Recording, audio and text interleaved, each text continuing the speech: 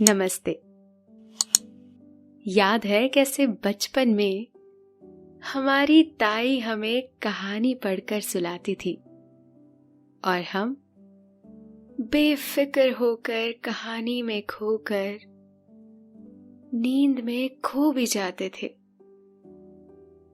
न जाने लेखक के लिखे शब्दों में कुछ जादू सा होता था या ताई के बोलने के अंदाज में, पर काफी मीठी नींद आ जाया करती थी।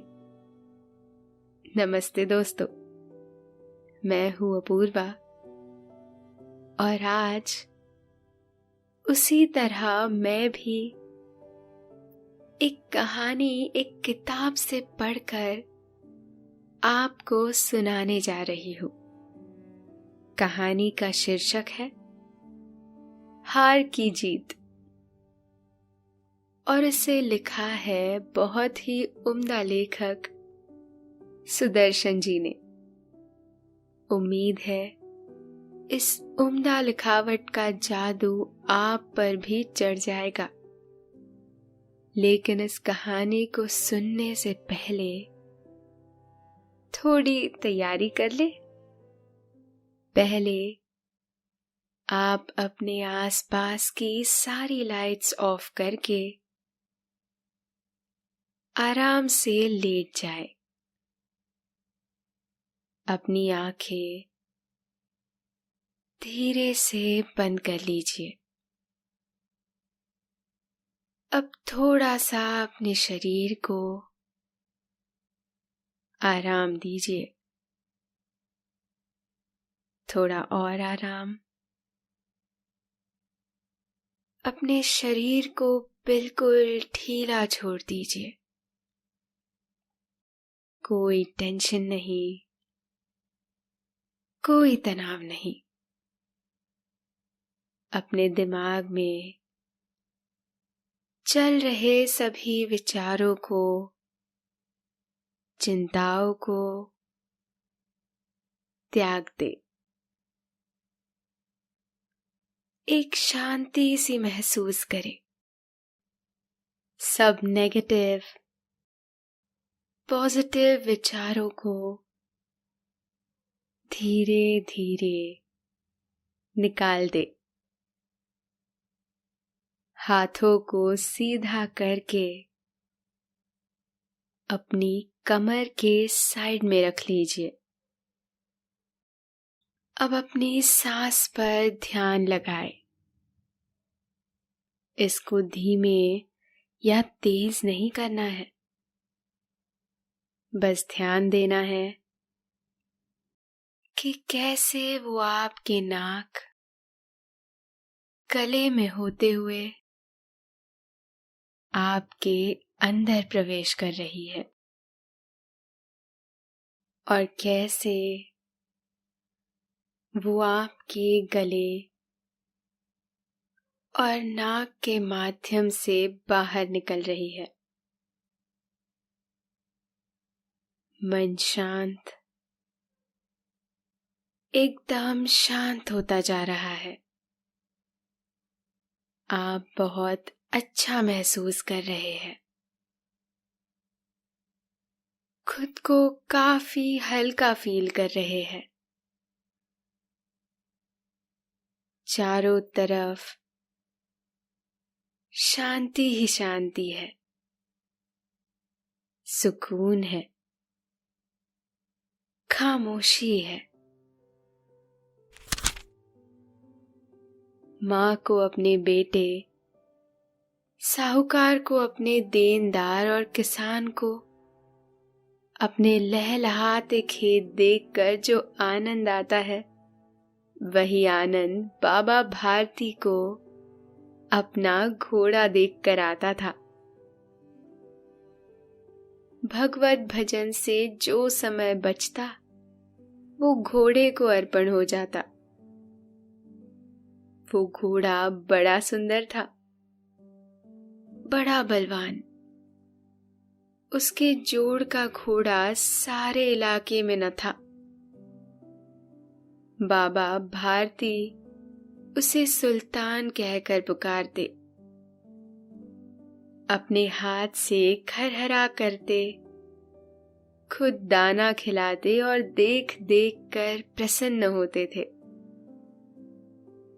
ऐसे लगन, ऐसे प्यार, ऐसे स्नेह से कोई सच्चा प्रेमी अपने प्यारे को भी न चाहता होगा। उन्होंने अपना सब कुछ छोड़ दिया था,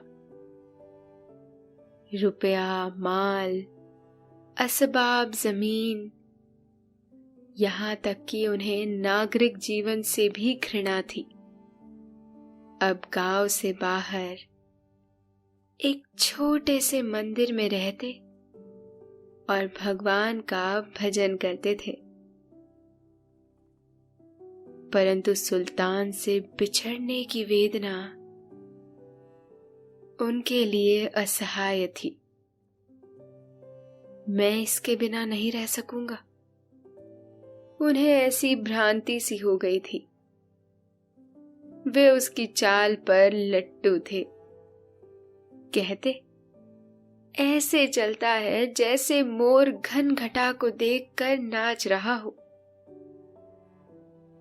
गांव के लोग इस प्रेम को देखकर चकित थे। कभी कभी कनखियों से इशारे भी करते थे, परंतु बाबा भारती को इसकी परवाह न थी। जब तक संध्या समय सुल्तान पर चढ़कर 8-10 मील का चक्कर न लगा लेते, उन्हें चैन न आता। खड़क सिंह उस इलाके का प्रसिद्ध डाकू था। लोग उसका नाम सुनकर कांपते थे। होते होते सुल्तान की कीर्ति उसके कानों तक भी पहुंची। उसका हृदय उसे देखने के लिए अधीर हो उठा। वो एक दिन दोपहर के समय बाबा भारती के पास पहुंचा और नमस्कार करके बैठ गया। बाबा भारती ने पूछा, खड़क सिंह, क्या हाल है? खड़क सिंह ने सिर झुकाकर उत्तर दिया, आपकी दया है। कहो, इधर कैसे आ गए? सुल्तान की चाह खींच लाई। विचित्र जानवर है, देखोगे तो प्रसन्न हो जाओगे। मैंने भी बड़ी प्रशंसा सुनी है। उसकी चाल तुम्हारा मन मोह लेगी। कहते हैं देखने में भी बहुत सुंदर है। क्या कहना, जो उसे एक बार देख लेता है उसके हृदय पर उसकी छवि अंकित हो जाती है। बहुत दिनों से अभिलाषा थी, आज उपस्थित हो सका हूं। बाबा और खड़क सिंह दोनों अस्तबल में पहुंचे। बाबा ने घोड़ा दिखाया घमंड से। खड़क सिंह ने घोड़ा देखा आश्चर्य से। उसने सैकड़ों घोड़े देखे थे, परंतु ऐसा बाका घोड़ा उसकी आंखों से कभी ना गुजरा था। सोचने लगा, भाग्य की बात है, ऐसा घोड़ा खड़क सिंह के पास होना चाहिए था। इस साधु को ऐसी चीजों से क्या लाभ? कुछ देर तक आश्चर्य से चुपचाप खड़ा रहा। इसके पश्चात हृदय में हलचल होने लगी। बालकों की सी अधीरता से बोला, परंतु बाबा जी, इसकी चाल न देखी तो क्या? बाबा जी भी मनुष्य ही थे। अपनी वस्तु की प्रशंसा दूसरे के मुख से सुनने के लिए उनका हृदय अधीर हो गया। घोड़े को खोलकर बाहर लाए और उसकी पीठ पर हाथ फेरने लगे। एकाएक उचक कर सवार हो गए। घोड़ा वायु वेग से उड़ने लगा। उसकी चाल देखकर, उसकी गति देखकर खड़क सिंह के हृदय पर सांप लौट गया। वो डाकू था और जो वस्तु उसे पसंद आ जाए उस पर अपनी अधिकार समझता था। उसके पास बाहुबल था और आदमी भी। जाते जाते उसने कहा, बाबा जी, मैं ये घोड़ा आपके पास न रहने दूंगा। बाबा भारती डर गए। अब उन्हें रात को नींद न आती थी। सारी रात अस्तबल की रखवाली में कटने लगी। प्रति क्षण खड़क सिंह का भय लगा रहता, परंतु कई मास बीत गए और वो ना आया। यहां तक कि बाबा भारती कुछ लापरवाह हो गए और इस भय को स्वप्न के भय की नाई मिथ्या समझने लगे। संध्या का समय था। बाबा भारती सुल्तान की पीठ पर सवार होकर घूमने जा रहे थे। इस समय उनकी आंखों में चमक थी, मुख पर प्रसन्नता। कभी घोड़े के शरीर को देखते, कभी उसके रंग को, और मन में फूले ना समाते थे। सहसा एक ओर से आवाज आई, ओ बाबा, इस कंगले की सुनते जाना। आवाज में करुणा थी।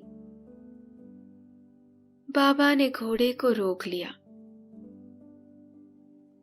देखा, एक अपाहिज वृक्ष की छाया में पड़ा कराह रहा था। बोले, क्यों, तुम्हें क्या कष्ट है? अपाहिज ने हाथ जोड़कर कहा, बाबा, मैं दुखियारा हूं, मुझ पर दया करो। रामावाला यहां से 3 मील है, मुझे वहां जाना है। घोड़े पर चढ़ा लो, परमात्मा भला करेगा। वहां तुम्हारा कौन है? दुर्गा दुत्त वैद्य का नाम आपने सुना होगा। मैं उनका सौतेला भाई हूं। बाबा भारती ने घोड़े से उतरकर अपाहिज को घोड़े पर सवार किया और स्वयं उसकी लगाम पकड़कर धीरे धीरे चलने लगे। सहसा उन्हें एक झटका सा लगा और लगाम हाथ से छूट गई। उनके आश्चर्य का ठिकाना न रहा जब उन्होंने देखा कि अपाहिज घोड़े की पीठ पर तन कर बैठा और घोड़े को दौड़ाए लिए जा रहा है। उनके मुख से भय, विस्मय और निराशा से मिली हुई चीख निकल गई। वो अपाहिज डाकू खड़क सिंह था। बाबा भारती कुछ देर तक चुप रहे और कुछ समय पश्चात कुछ निश्चय करके पूरे बल से चिल्लाकर बोले, जरा ठहर जाओ। खड़क सिंह ने ये आवाज सुनकर घोड़ा रोक लिया और उसकी गर्दन पर प्यार से हाथ फेरते हुए कहा, बाबा जी, ये घोड़ा अब ना दूंगा, परंतु एक बात सुनते जाओ। खड़क सिंह ठहर गया। बाबा भारती ने निकट जाकर उसकी ओर ऐसी आंखों से देखा जैसे बकरा कसाई की ओर देखता है, और कहा, ये घोड़ा तुम्हारा हो चुका है। मैं तुमसे इसे वापस करने के लिए ना कहूंगा, परंतु खड़क सिंह केवल एक प्रार्थना करता हूं, इसे अस्वीकार न करना, नहीं तो मेरा दिल टूट जाएगा। बाबा जी, आज्ञा कीजिए, मैं आपका दास हूं, केवल ये घोड़ा न दूंगा। अब घोड़े का नाम न लो, मैं तुमसे इस विषय में कुछ न कहूंगा। मेरी प्रार्थना केवल ये है कि इस घटना को किसी के सामने प्रकट न करना। खड़क सिंह का मुंह आश्चर्य से खुला रह गया। उसका विचार था कि उसे घोड़े को लेकर यहां से भागना पड़ेगा, परंतु बाबा भारती ने स्वयं उसे कहा कि इस घटना को किसी के सामने प्रकट न करना। इससे क्या प्रयोजन सिद्ध हो सकता है? खड़क सिंह ने बहुत सोचा, बहुत सिर मारा, परंतु कुछ समझ ना सका। हार कर उसने अपनी आंखें बाबा भारती के मुख पर गड़ा दी और पूछा, बाबा जी, इसमें आपको क्या डर है? सुनकर बाबा भारती ने उत्तर दिया, लोगों को यदि इस घटना का पता लग गया तो वो किसी गरीब पर विश्वास ना करेंगे। और ये कहते कहते उन्होंने सुल्तान की ओर से इस तरह से मुंह मोड़ लिया जैसे उनका उससे कभी कोई संबंध ही ना रहा हो। बाबा भारती चले गए,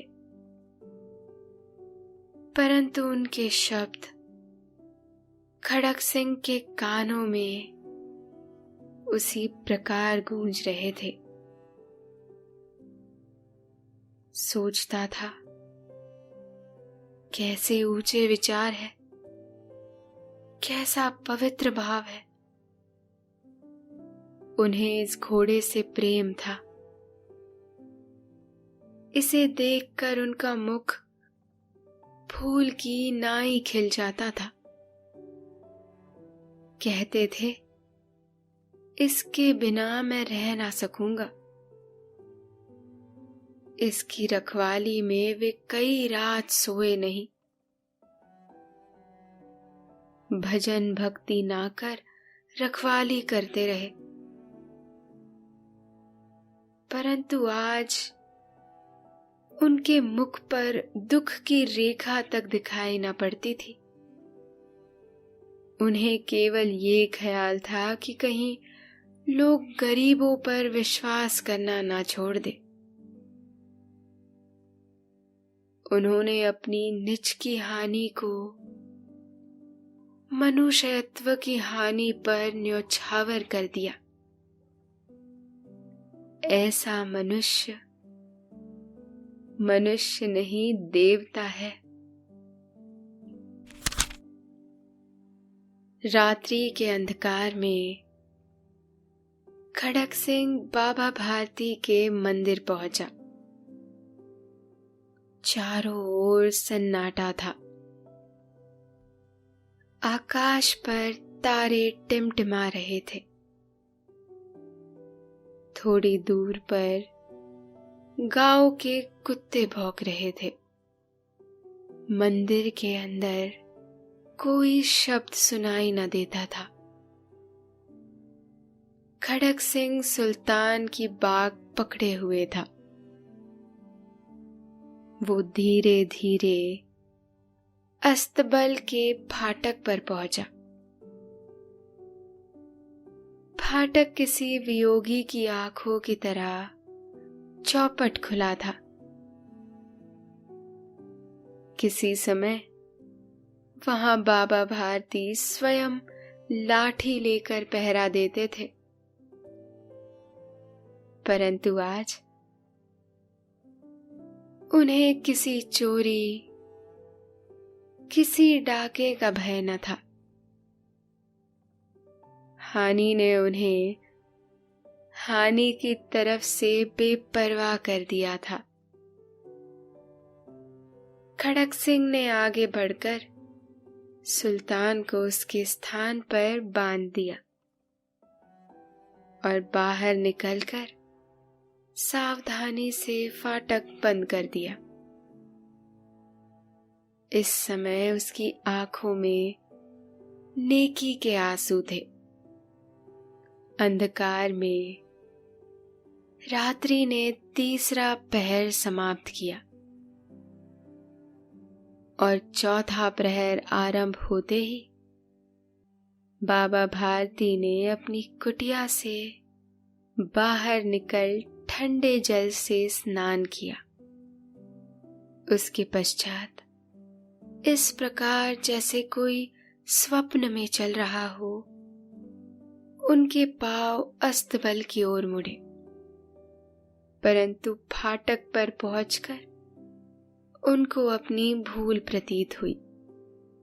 साथ ही घोर निराशा ने पांव को मन भर का भारी बना दिया।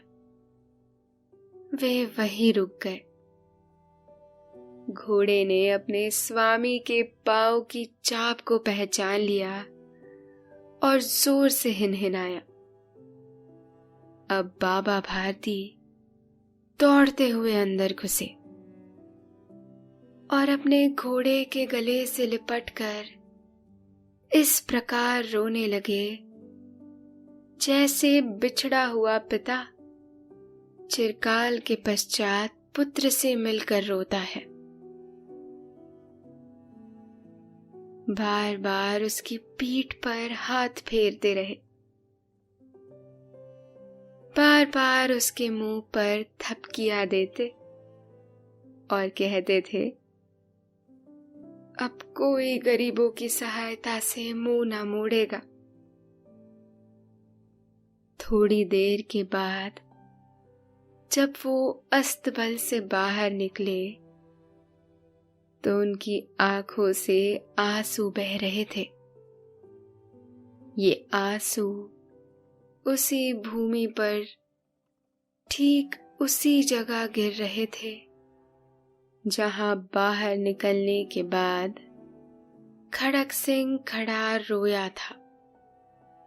दोनों के आंसुओं का उसी भूमि के मिट्टी पर परस्पर मिलाप हो गया। तो ऐसे हुई हमारी आज की प्यारी सी कहानी खत्म। कहानियों का दौर चलता रहेगा। आप हमारे साथ जुड़े रहिए। पर फिलहाल आपके सोने का वक्त हो चला है। शुभ रात्रि, शब बखैर, गुड नाइट।